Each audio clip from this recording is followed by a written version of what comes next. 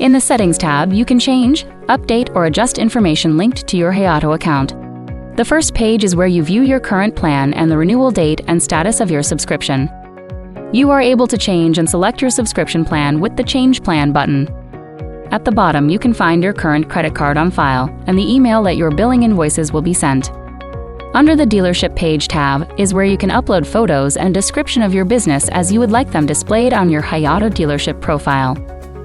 Add your website, emails, phone number and physical address, and any info you'd like to display regarding your dealership. Add your social links at the bottom and click Save Changes to update your profile. Under the Payment Methods tab, you see the credit card linked to your HeyAuto account. You can add multiple cards or remove existing payment methods.